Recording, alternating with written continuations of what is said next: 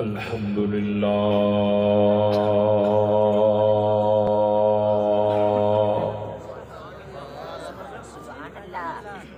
الحمد لله رب العالمين والعاقبة للمتقين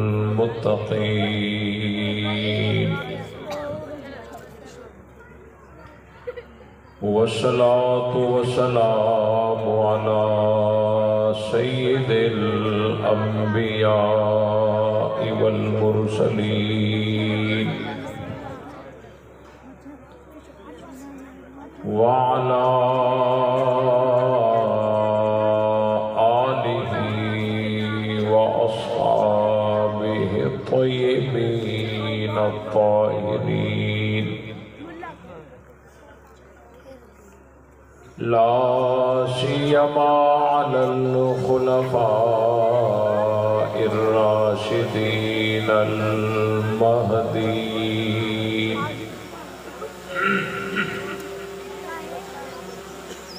ولعنة الله على أعدائهم الرافضين الكافرين المرتدين أما بعد فأعوذ بالله من الشيطان الرجيم بسم الله الرحمن الرحيم هو الذي أرسل رسوله بالهدى ودين الحق ليظهره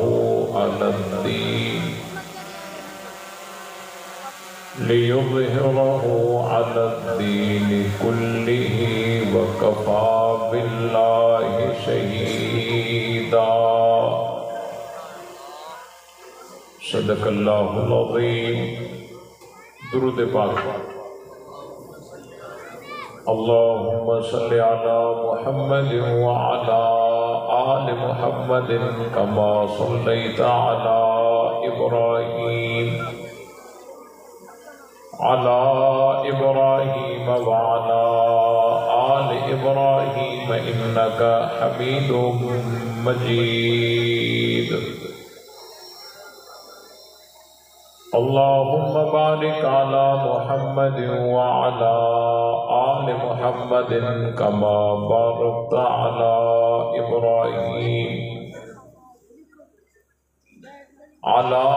إبراهيم وعلى آل إبراهيم إنك حميد مجيد برادران اسلام، قابل صد احترام عزیزان ملت،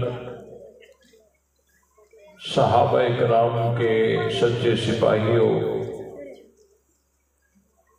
قرآن مقدس کی بابرکت محفل اللہ تعالیٰ کے فضل و کرم سے دعا ہے کہ اللہ تعالیٰ اپنی بارگاہ میں قبول فرمائے، اور جن ساتھیوں نے محنت کر کے اس پروگرام کا انعقاد کیا ہے، اللہ تعالیٰ ان کی محنت کو قبول فرمائے۔ جو ساتھی دور دراز سے سفر کر کے اس محفل میں شریک ہوئے ہیں، اللہ تعالیٰ ان سب کی حاضری کو شرف قبولیت سے نوازے، اور ہم سب کو حق سمجھ کر اس پر عمل کرنے کی توفیق بخشے۔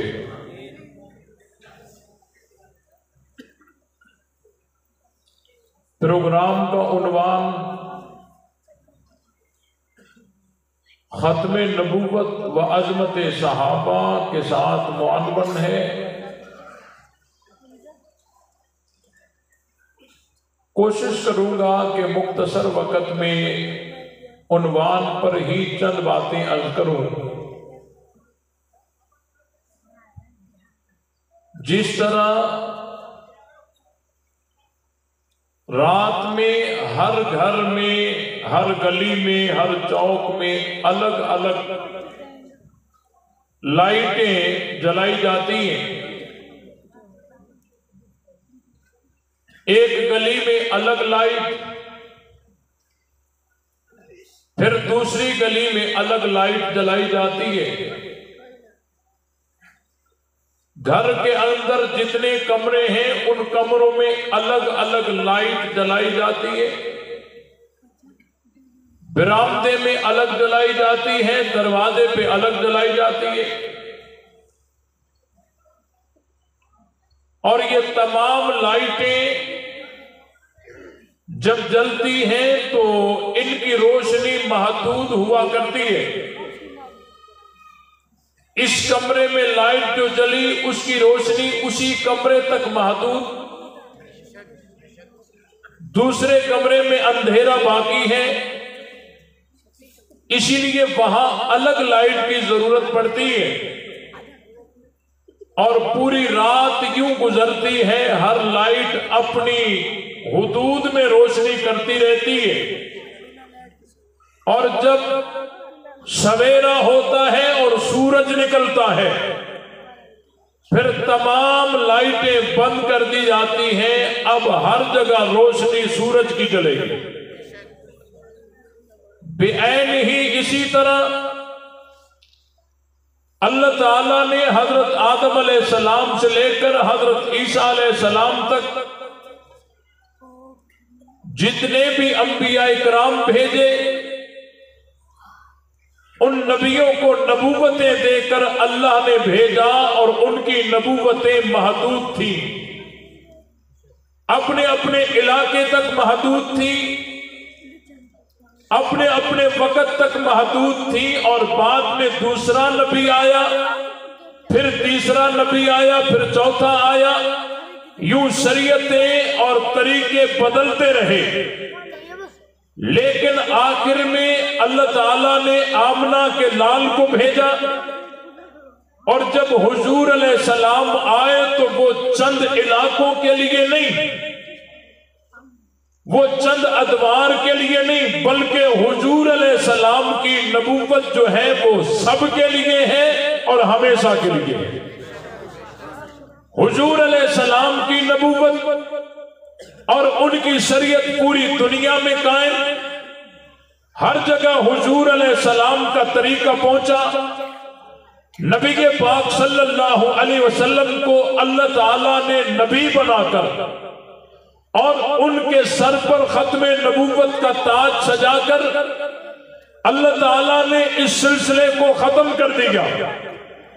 اب قیامت تک حضور کا کلمہ چلنا ہے، قیامت تک حضور علیہ السلام کی اذان چلنی ہے، قیامت تک حضور علیہ السلام کا پورا دین چلنا ہے۔ اب روشنی پیغمبر سے جائے گی، کلمے کی ہو، اذان کی ہو، صداقت کی ہو، عدالت کی ہو، شجاعت کی ہو، سخاوت کی ہو، یہ سارے چشمے پیغمبر سے نکلے ہیں اور یہ قیامت تک جاری رہیں گے، اور ان چشموں سے پوری دنیا نے آباد اور سیراب ہونا ہے۔ یہ بات ٹھیک ہے؟ اور الحمدللہ جن کی سندیں حضور علیہ السلام تک متصل ہیں، ان کے پاس نبی کا دین بھی پہنچا ہے، اور جن کی سندیں حضور تک متصل نہیں ان کی لائن کٹی ہوئی ہے، ان کی لائن، جن کی سندیں پیغمبر تک پہنچی ہیں، جن کے راوی حضور علیہ السلام تک روایت کر سکتے ہیں کہ انہوں نے اپنے استاد سے سنا، انہوں نے اپنے استاد سے سنا، انہوں نے اپنے استاد سے سنا، انہوں نے تبع تابعین سے سنا، انہوں نے تابعین سے سنا، انہوں نے صحابہ سے سنا، صحابہ نے رسول اللہ سے سنا، یہ سند متصل ہے۔ الحمدللہ ہماری سندیں متصل ہیں، ہمارا پورا دین متصل ہے، ہمارا پورا دین۔ اور تحریکیں جب چلتی ہیں، تحریک جب اٹھتی ہے یا چلتی ہے اور ان کو جان نشین ملتے جائیں وہ تحریک آگے چلتی ہے۔ حضرت علامہ حق نواز جھنگوی شہید رحمت اللہ علیہ نے ایک تحریک چلائی، خود شہید ہو گئے، لیکن ان کو جان نشین ملا ہے، وہ شہید ہوئے، ان کے جان نشین آئے ہیں، وہ شہید ہوئے، ان کے جان نشین آئے ہیں۔ تو جیسے جان نشین ملتے جاتے ہیں تحریکیں چلتی جاتی ہیں، اگر جان نشین نہ ملے وہ تحریکیں دم توڑ دیتی ہیں، وہیں ختم ہو جاتی ہیں۔ بات صحیح ہے کہ اگر تحریک کو جان نشین ملتے جائیں تو وہ تحریک آگے چلتی جائے گی، اگر درمیان میں جان نشین نہ آئے اور بغاوت ہو جائے وہ تحریک آگے چل سکتی نہیں ہے۔ ہم حضور علیہ السلام کے دین میں پیغمبر کی ختم نبوت کے بعد پیغمبر کے دین اور پیغمبر کی اس تحریک کے جان نشین مانتے ہیں۔ حضور علیہ السلام کے جان نشین صدیق اکبر ہوئے، صدیق اکبر کے جان نشین فاروق اعظم ہوئے، فاروق اعظم کے جان نشین عثمان غنی ہوئے، عثمان غنی کے جان نشین حیدر کرار ہوئے۔ ہم کہتے ہیں پیغمبر کو جان نشین ملے ہیں، ان کو خلافت اور خلفائے راشدین کہتے ہیں، یہ اہل خلافت ہیں، یہ پیغمبر کے دین کو نبی سے لے کر امت کو بتانے والے ہیں۔ نبی کے پیچھے خلفاء آئے ہیں، جان نشین آئے ہیں، یہ سلسلہ چلتا آیا، نبی کا دین اس وقت سے چلا ہے، آج تک چلا ہے۔ نبی کا دین تسلسل کے ساتھ آیا ہے، سند متصل کے ساتھ آیا ہے، درمیان میں کوئی بغاوت آئی؟ ہم کہتے ہیں کوئی بغاوت آئی؟ حضور علیہ السلام کے جان نشین صدیق اکبر، صدیق اکبر کے جان نشین فاروق اعظم، فاروق اعظم کے جان نشین عثمان غنی، پھر یوں سلسلہ حضرت علی اور بعد تک یوں آج تک چلتا آیا ہے اور قیامت تک چلتا رہے گا۔ لیکن کچھ لوگ ہیں جو کہتے ہیں حضور کو جان نشین نہ ملے، بلکہ پیغمبر کے بعد حضور علیہ السلام کی ختم نبوت کے بعد اور پیغمبر کی رحلت کے بعد پیغمبر کے دین کے ساتھ بغاوت ہو گئی۔ حضور علیہ السلام کے بعد صدیق اکبر مسند خلافت پر آئے، 2.5 سال تقریباً 2.5 سال آئے، پھر حضرت صدیق اکبر کے بعد حضرت فاروق اعظم 10 سال آئے، پھر حضرت فاروق اعظم کے بعد حضرت عثمان غنی 12 سال آئے۔ یہ تمام خلافتیں ملاؤ، صدیق اکبر کے 2.5 سال اور حضرت فاروق اعظم کے 10 سال، یہ بنتے ہیں 12.5 سال، اور حضرت عثمان غنی کے 12 سال، یہ 12.5 سال اور 12 سال، یہ تقریباً بنتے ہیں 24.5 برس، 24 برس۔ اب یہ کہتے ہیں حضور علیہ السلام کے بعد 1 دن نہیں، 2 دن نہیں، 24.5 برس بغاوت رہی، اور 24.5 برس کے بعد حضرت علی خلیفہ ہوئے، اور حضرت علی سے پہلے اور حضور کے بعد یہ جو 24.5 سال گزرے یہ بغاوت کے تھے۔ ہم کہتے ہیں یہ بغاوت نہیں خلافت ہے، ہم کہتے ہیں یہ بغاوت نہیں خلافت ہے، وہ کہتے ہیں یہ خلافت نہیں بغاوت ہے۔ سمجھیے ذرا، ہم اہل خلافت ہیں، وہ اہل بغاوت ہیں، ہم اہل خلافت ہیں، تبھی حضور تک دین کی سند متصل بتاتے ہیں، وہ اہل بغاوت ہیں، ان کی سند متصل ہو سکتی کٹی ہوئی ہے نا، وہ کہتے ہیں یہ بغاوت ہو گئی۔ کیا ہو گئی؟ بغاوت ہو گئی۔ اب حضرت علی حضور علیہ السلام کے 24.5 سال بعد خلیفہ بنے، ان کا عقیدہ یہ ہے، اور نعرہ کیا لگاتے ہیں؟ خلیفہ بلا فصل۔ یہ بلا فصل ہے یا با فصل ہے؟ حضرت علی المرتضی 24.5 برس بعد میں خلیفہ بنتے ہیں، اور یہ کہتے ہیں حضرت علی خلیفہ بلا فصل ہے۔ یہ 24.5 سال ان کو کہتے ہیں بلا فصل۔ اس سے بڑا جھوٹ دنیا میں کوئی ہو سکتا ہے کہ اتنی مسافت ہو، اتنا عرصہ ہو درمیان میں، اور اس کو کہیں یہ خلیفہ بلا فصل ہے؟ یہ سب سے بڑا جھوٹ ہے۔ وہ پیغمبر کے بعد بغاوت مانتے نبوت کے بعد خلافت مانتے ہیں۔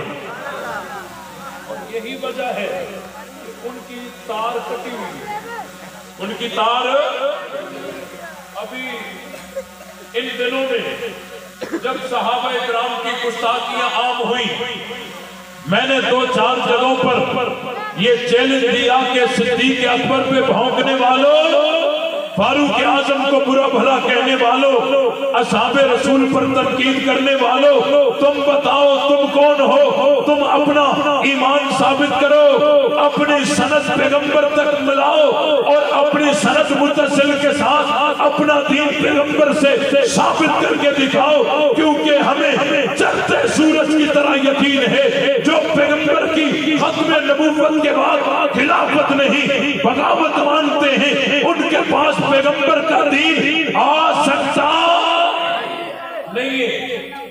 میں نے چیلنج کیا اور کہا کہ صحابہ کے دشمن کو چیلنج ہے، میدان میں آ جائے۔ جب میں نے چیلنج کیا تو 1.5 سال کے بعد کم سے بڑا ہوا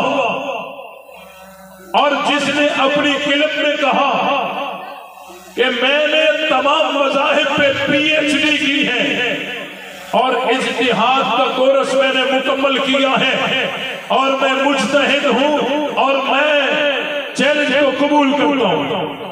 انہی دنوں میں آپ ہی کے علاقے میں تھا، انہوں نے کہا میں چیلنج قبول کرتا ہوں، اور انہوں نے کہا کہ مولانا عبدالجبار نے ہمیں چیلنج دیا ہے، حالانکہ میں نے نام کسی کا لیا، کسی فرقے کا، کسی طبقے کا، کسی مذہب کا نام نہیں لیا تھا۔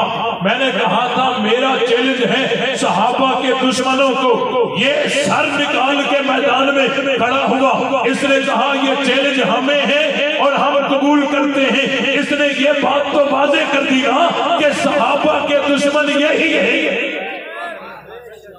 صحابہ کے دشمن یہ درمیان والے کچھ لوگ کہتے نہیں جی وہ صحابہ کو مانتے ہیں، وہ دشمن نہیں ہے۔ اس نے خود نے اقرار کر دیا کہ یہ چیلنج ہمیں تھا، وہ میدان میں نکل آیا اور اس نے کہا کہ یہ چیلنج ہمیں ہے اور ہم قبول کریں گے، چیلنج کو مناظرہ کریں گے۔ میں انہی علاقوں میں تھا، مجھے وہ کلپ پہنچا، میں نے درمیان کے ساتھیوں سے کہا، میں نے کہا اس ذاکر سے رابطہ کرو اور اس سے کہو کہ ڈیٹ بھی متعین کرے، جگہ بھی متعین کرے، عنوان تو منتخب ہو چکا ہے۔ رابطہ ہوا، 4 مارچ طے ہوا، 4 مارچ جگہ بھی طے ہو گئی، 4 مارچ کی تاریخ بھی طے ہو گئی اور وہ آیا مناظرے کے لیے۔ درمیان میں میرے جو نمائندے تھے اس کے ساتھ بیٹھ کر شرائط بھی طے کر دی گئی اور نام بھی لکھ دیا، دستخط بھی کر دی۔ مزے کی بات یہ ہے وہ اپنے نام کے ساتھ کہہ رہا تھا کہ میرے نام کے ساتھ لکھو شیخ المناظرین، وہ لکھا ہوا ہے میرے پاس، آج بھی وہ موجود ہے اور وہ ویڈیو بھی موجود ہے جس میں وہ کہتا ہے میرے نام کے ساتھ لکھو شیخ المناظرین، میں شیخ المناظرین ہوں۔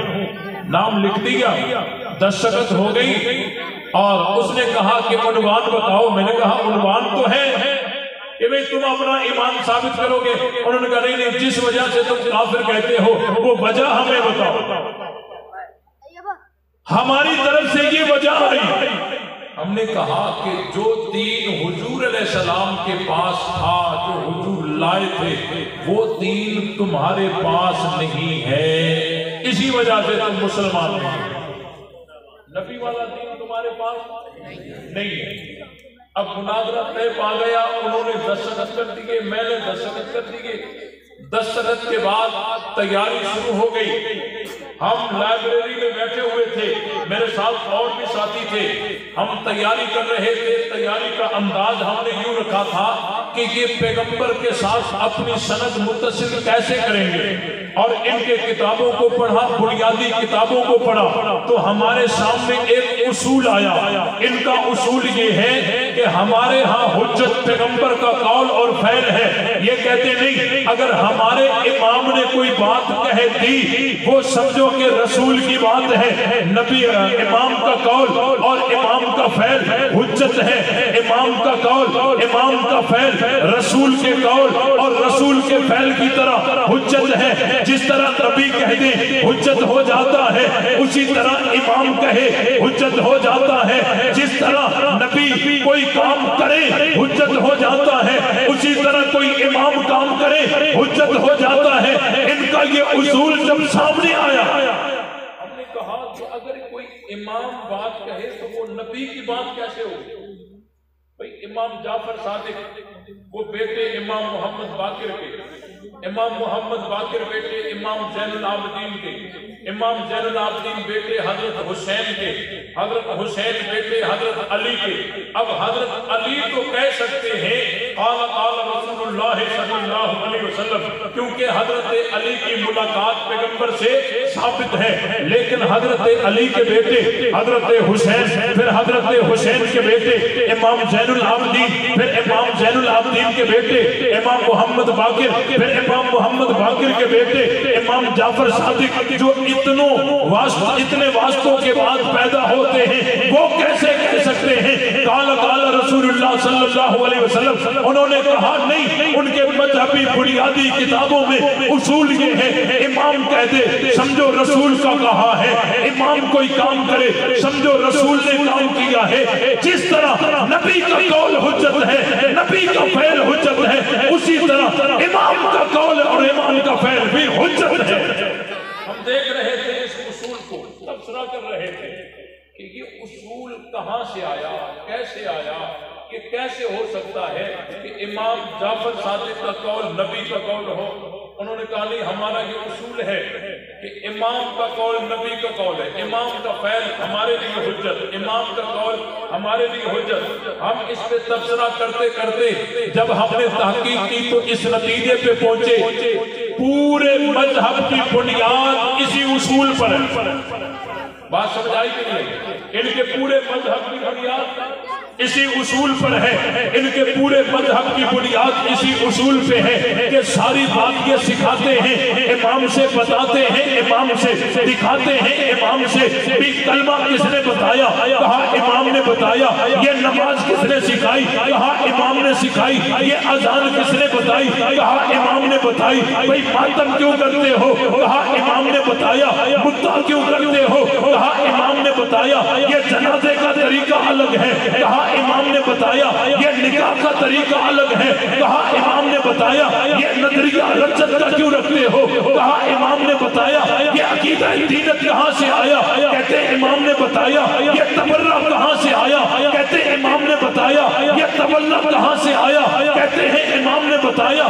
الف سے لے کر یا تک، کلمے سے لے کر جنازے تک، پورے دین کی بنیاد اسی اصول پہ ہے کہ امام کا قول، امام کا فعل رسول کے قول، رسول کے فعل کی طرح حجت ہے. ہم نے اس مذہب کی جڑ کو پکڑ لیا کہ سارے مذہب کی بنیاد اسی اصول پر ہے کہ امام کا قول حجت، رسول کا امام کا فعل حجت. جب ہم نے تحقیق کی تو بڑی مزیدار تحقیق ہوئی اور نتیجہ بھی آیا کہ امام کا قول اگر حجت ہے تو یہ ایسا اصول ہے، یہ بناتے بھی خود ہیں اور اس اصول سے بھاگتے بھی خود ہیں. اگر ہر امام کا ہر قول حجت ہے، ہر امام کا ہر فعل حجت ہے، یہ اصول بتاتے بھی خود ہیں، اس اصول سے ذبح بھی خود ہوتے ہیں، مرتے بھی خود ہیں. ہم کہتے ہیں آؤ اسی اصول پہ چلتے ہیں جو تم کہتے ہو. تم نے نماز کے مسئلے میں یہی اصول پیش کیا، تبرے کی اس بات میں یہی اصول پیش کیا، عقیدہ رجت میں یہی اصول پیش کیا، عقیدہ دینت میں یہی اصول بتایا ہے، تبرہ تولہ میں یہی اصول بتایا ہے. آؤ اسی پہ فیصلہ کرتے ہیں. ہر امام کا ہر قول حجت ہے تو بتاؤ تمہارے اماموں میں حسین کا نام ہے کہ نہیں؟ تمہارے اماموں میں حسن کا نام ہے کہ نہیں؟ حضرت حسن حضرت امیر معاویہ کے ہاتھ پہ بیعت کرتے ہیں، حسین معاویہ کے ہاتھ پہ بیعت کرتے ہیں. تمہارا اصول تمہیں بتاتے ہیں. ہر امام کا ہر اصول اگر حجت ہے تو سلام کرو حضرت معاویہ کو، کیونکہ حسن نے بھی بیعت کی ہے، حسین سے بھی بیعت کی ہے۔ بات سمجھ آئی کہ نہیں آئی؟ حسن نے بھی بیعت کی ہے، حسین نے بھی بیعت کی ہے۔ اگر ہر امام کا ہر قول حجت ہے، ہر امام کا ہر فعل حجت ہے، حضرت علی نے صدیق کے ہاتھ پہ بیعت کی، ثم تناول ید ابی بکر فبایعہ، حضرت علی بیعت کرتے ہیں، ثم قام وتحیّا للصلاۃ وحضر المسجد وصلی خلف ابی بکر، حضرت علی المرتضی صدیق کے پیچھے نماز پڑھتے ہیں، حضرت علی المرتضی فاروق کے ہاتھ پہ بیعت کرتے ہیں، پیچھے نماز پڑھتے ہیں، حضرت عثمان کے ہاتھ پہ بیعت کرتے ہیں، پیچھے نماز پڑھتے ہیں، حضرت حسن حضرت حسین رجال کسی کے اندر لکھا ہے، حضرت امیر معاویہ کے ہاتھ پہ بیعت کرتے ہیں، صلح کرتے ہیں۔ بتاؤ تمہارا مذہب جس اصول پہ کھڑا ہے وہ اصول ہمارے ساتھ کھڑا ہے۔ اگر وہی اصول ہے، یہ بنیادی بات ہے، سمجھنے کی کوشش کریں۔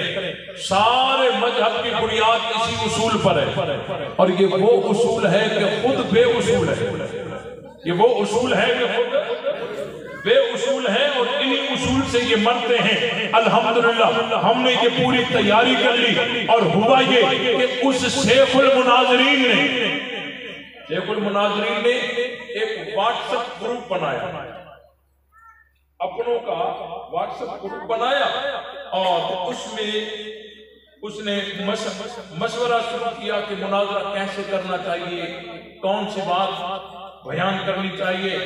وہ سمجھ رہا تھا کہ اس گروپ میں سارے ہمارے ہیں، لیکن غلطی سے ایک دو ہمارے بھی شامل ہیں، اس میں گروپ میں واٹس ایپ گروپ میں ہمارے بھی شامل تھے۔ وہ جو بڑے بڑے ان کے مناظرین تھے وہ اس کو روک رہے تھے، کہہ رہے تھے یہ مناظرہ ہمارے حق میں نہیں ہے، تو نے ادھر ادھر جو مناظرے کیے ہیں ہمیں پتا ہے، اب جہاں تو نے مناظرہ رکھا ہے یہ ہمارے فائدے میں نہیں جائے گا، ہمارے مذہب کا کھانا خراب کروائے گا، اور اس کو روکنے لگے۔ اب یہ پریشان تھا، کوئی کہہ رہا تھا یہ بڑے مناظرین ہیں تجھے آگے چلنے نہیں دیں گے، تجھ سے یہ پوچھیں گے کہ تیری بنیاد تو عبداللہ ابن سبا سے جڑتی ہے، تجھ سے یہ سوال کریں گے تو نے عقیدہ رجت کہاں سے لایا، تجھ سے یہ سوال کریں گے کہ تبرہ تولہ کہاں سے آیا، تو سارے مذہب کے عقیدے پیغمبر سے کیسے ثابت کرے گا؟ اس لیے مناظرہ ہمارے حق میں نہیں ہے، اس کو روک رہے تھے۔ تو ہمارے ساتھی تھے وہ سارا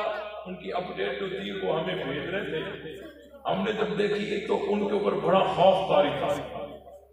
اب کسی سمجھدار، اب وہ کیسے کہیں کہ ہم مناظرہ نہیں کریں گے؟ کسی سمجھدار نے ان کو کہا کہ مناظرے سے اگر بچنا ہے تو ایک کام کرو، وہ کام یہ ہے کہ مناظرے کی تشہیر کرو، مناظرہ مناظرہ مناظرہ مناظرہ۔ جب یوں کہو گے تو پولیس کو پتہ چل جائے گا، وہ درمیان میں آ جائے گی، اور عزت بھی ہماری بچ جائے گی، اور ہم کہیں گے جی ہم تو آ رہے تھے لیکن پولیس نہیں آنے گی۔ انہوں نے اتنی تشہیر کی، چلو چلو مناظرہ ہے، چلو چلو مناظرہ ہے، 4 مارچ مناظرہ ہے، یہ ہے وہ ہے، بڑا انہوں نے چڑھایا۔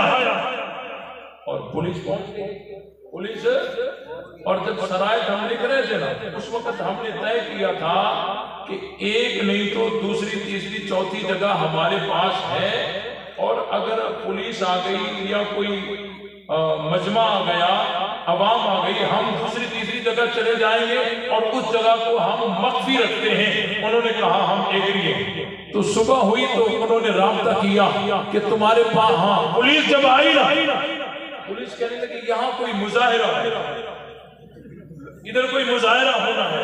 ہم نے کہا کوئی مظاہرہ نہیں ہے، ہمیں مظاہرہ نہیں ہونا ہے، مظاہرہ نہیں ہونا چاہیے، یہاں کوئی مظاہرہ ہے۔ ہم نے کہا کوئی مظاہرہ نہیں، لیکن وہ کھڑے رہے۔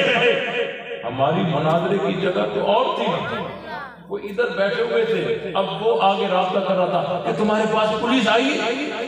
نہیں، جہاں تھی وہاں تھی، لیکن جہاں مناظرہ رکھا ہوا تھا وہاں تو نہیں تھی نا۔ ہم نے کہا ماحول ہمارا ٹھیک ہے، مناظرے کی جگہ انتظار کر لیجیے اور آپ نے آنا ہوگا۔ کہتے پولیس ہمیں آنے نہیں دیتی، پولیس ہمیں نکلنے نہیں دیتی۔ ہم نے سمجھا یہ وہی ہے جو واٹس ایپ گروپ میں ان کو ڈرایا گیا تھا، بڑے بڑے مناظرین نے ان کو روکا تھا، اس کے بعد وہ کہتے رہے کہ کوشش کرتے ہیں نکلتے ہیں، पुलिस निकलने नहीं दे रही, हम कैसे निकले? फिर थोड़ी देर के बाद कहने लगे चलो जी शिकारपुर में चलते हैं, वहां मुनाजरा करते हैं। हमने कहा जिस गली से तुम शिकारपुर के लिए निकल सकते हो उस गली से खैरपुर के लिए क्यों नहीं? खैरपुर के लिए क्यों नहीं? वो बड़े बुरे फंसे। हमारे एक साथी से फोन पे राब्ता करके मुनाजरे को मुआखर की बात भी की, जिसको आजकल वो चला भी रहे हैं, लेकिन हमने पूरे वसूल के साथ मशवरे के साथ यही उनको मौक़िफ़ दिया। हाँ अगर रुकावटें हैं तो हम 1 घंटा 2 घंटे 3 घंटे 4 घंटे असर तक मगरिब तक इशा तक रात बैठेंगे, लेकिन मुनाजरा होकर रहेगा। हम देखना चाहते हैं पैगंबर का दीन सहाबा को छोड़कर तुम कैसे साबित करते हो। और आखिर तक हम पुकारते रहे, बुलाते रहे। आखिरी कॉल उनकी जो हुई कहने लगे कि वो इंतजामिया से आप परमिशन ले लें फिर हम आ जाते हैं। हमने कहा हाथी को हिंदुस्तान थोड़ी दिखाना है। मुनाजरे में ये तय तो नहीं हुआ था आज आपने आना है, हम इंतजार करें। आखिर में उन्होंने मशवरा करके कहा कि हम आधे घंटे में मशवरा करके बताते हैं। 4 तारीख 2:30 बजे के बाद आधे घंटे का मशवरे का टाइम लेकर आज 12 तारीख हो गई, लेकिन आज तक इनका मशवरा पूरा नहीं हुआ।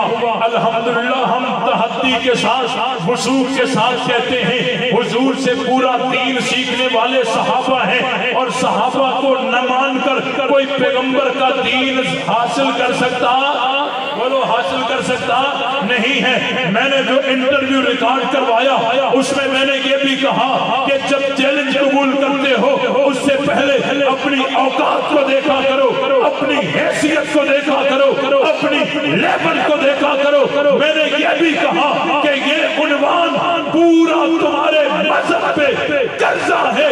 जब मर्जी करे, जब दिल करे, जिस मुनाजिर को दिल करे, जी चाहे मैदान में आ जाए, लेकिन न खंजर उठेगा न तलवार इनसे, ये बाजू मेरे आजमाए हुए हैं।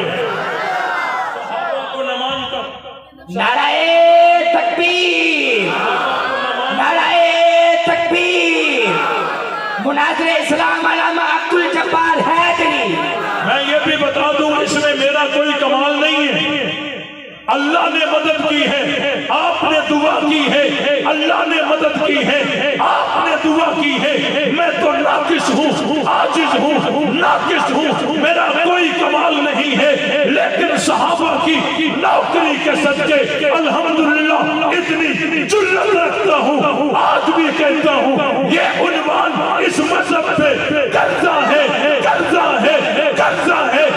अगर किसी में जुर्रत मैदान में आए, सिद्दीक का, मुनकिर, फारूक का इनकार करने वाला सहाबा को छोड़कर पैगंबर का दीन हासिल कर सकता।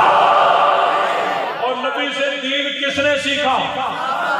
जोर से, जोर से, जोर से।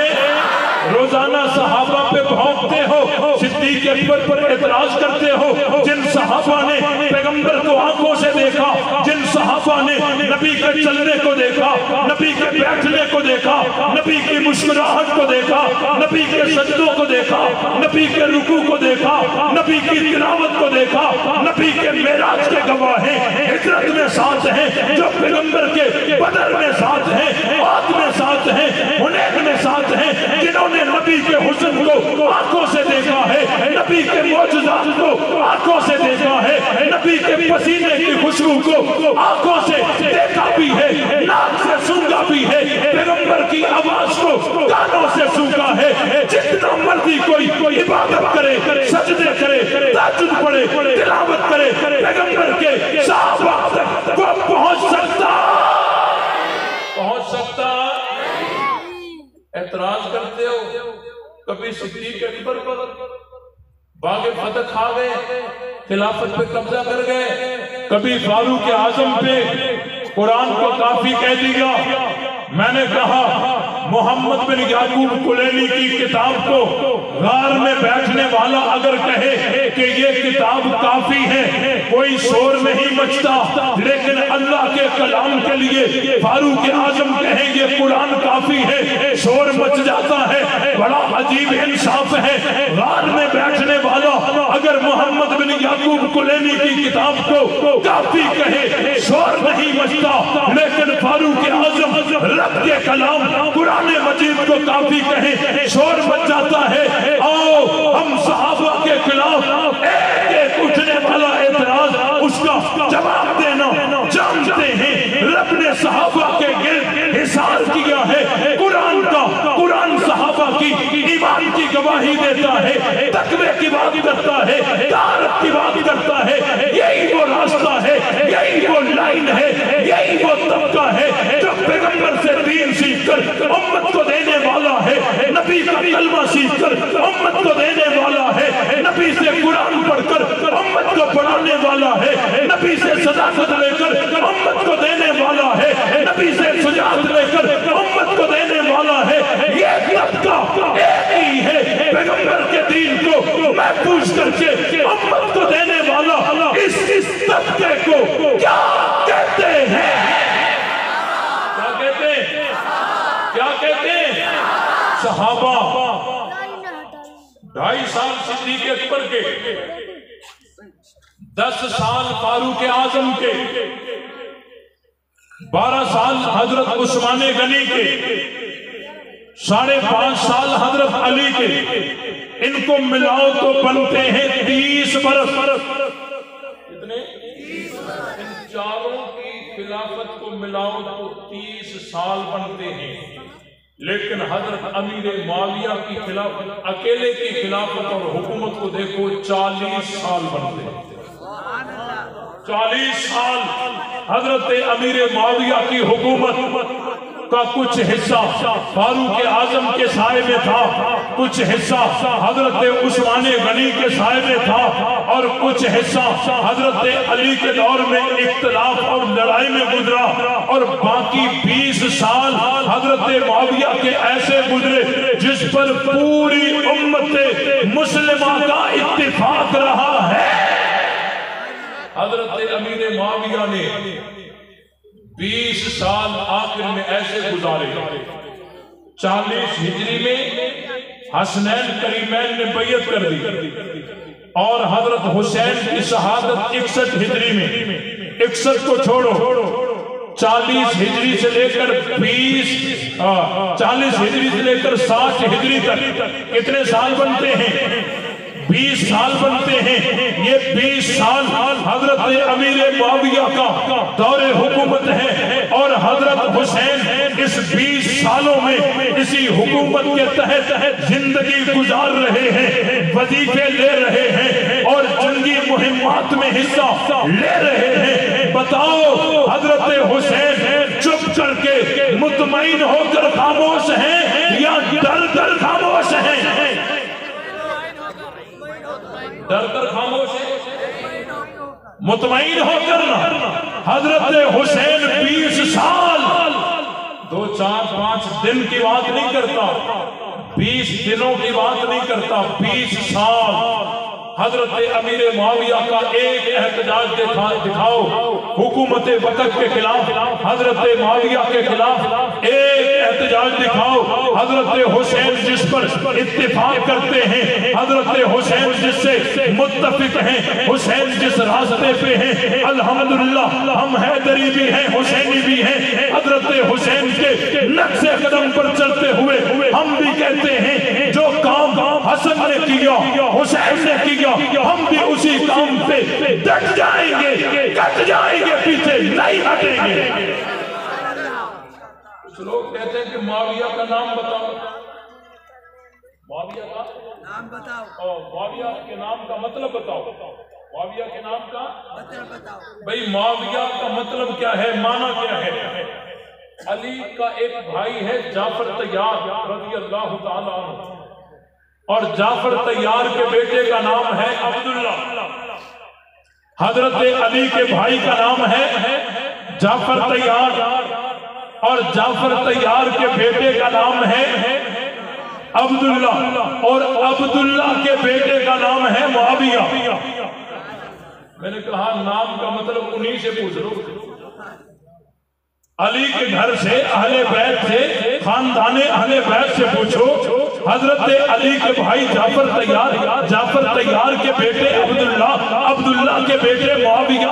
अब्दुल्ला ने अपनी कुनियत अबू मुआविया रखी हुई है। तुम ज्यादा अरबी जानते हो, तुम ज्यादा अहले बैत से हजरत अली के आशिक हो। जब अली के खानदान में मुआविया है, हुसैन के खानदान में मुआविया है, अहले बैत के खानदान में मुआविया है, जिसका मतलब ये है कि इसका मतलब ये है कि मुआविया का नाम जो तुमने सोचा है ये गलत है। मुआविया का नाम वही है जो अली ने समझा था, जो हुसैन ने समझा था, जो जाफर तैयार के बेटे ने समझा था। तनकीहुल मकाल वाले बड़े परेशान हुए कि इस कुनियत को किधर करें हम। अब्दुल्ला की कुनियत अबू मुआविया, बड़े फंसे, बड़े बुरे फंसे। अब क्या कहते हैं कि जी वो उस दौर में हुकूमत वक्त ने ऐलान किया था कि जो मुआविया नाम रखेगा 1 लाख दिरहम उसको दिया जाएगा। इसलिए अब्दुल्ला ने अपने बेटे का नाम मुआविया रखा। देखो ये अपने गलत अज़ाइम को साबित करने के लिए अहले बैत को लालची साबित कर जाते हैं। अगर हजरत जाफर तैयार के बेटे अब्दुल्ला 1 लाख दिरहम लेकर नाम रखते हैं तो बाकी उनकी इज्जत बची क्या? क्या ये अहले बैत पे हमला नहीं है? क्या ये अहले बैत पे हमला नहीं है? ये अहले बैत पे हमला है। हम तभी कहते हैं जो तबका सिद्दीक को नहीं मानता, हालांकि अली मानते हैं सिद्दीक अकबर को। जो तबका फारूक आजम को नहीं मानता, हालांकि फारूक आजम को अली मानते हैं। जो तबका उस्मान गनी को नहीं मानता, हालांकि हसनैन उस्मान के घर का पहरा देते हैं। जो तबका हजरत मुआविया को नहीं मानता, हालांकि हसनैन करीमैन ने बैअत की हुई है। बताओ सहाबा को न मानकर ये अहले बैत को मान सकता है? हरगिज़ नहीं। ये अहले बैत को कभी मान सकता? ये सहाबा का भी दुश्मन है, अहले बैत का भी दुश्मन है। हम सहाबा की इज्जत व अजमत के नारे भी लगाते रहेंगे, अहले बैत की इज्जत व अजमत के नारे भी लगाते रहेंगे। हमने कोई ये हवाई तकरीरें नहीं की हैं, हमने किरदार पेश किया है। इस जमात के अंदर हथकड़ी देखकर मैदान में आए हैं, शहादतें देखकर आए हैं, बच्चों की यतीमी